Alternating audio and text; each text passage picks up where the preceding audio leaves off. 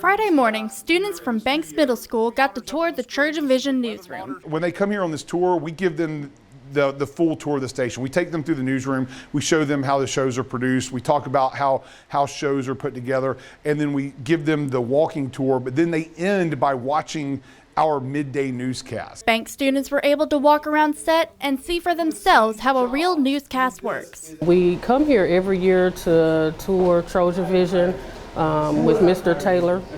So just here to give them some authentic or real world learning experience.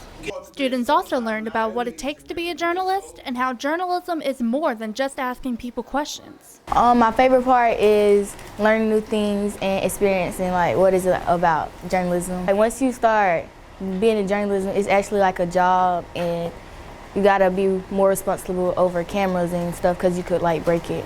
The tour is only one of the many ways Banks and Troy are connected. TrojanVision recently donated equipment to Banks' own journalism program. We have a long history of working with Banks and having their students come here and take this tour. I think it's important to cultivate this relationship.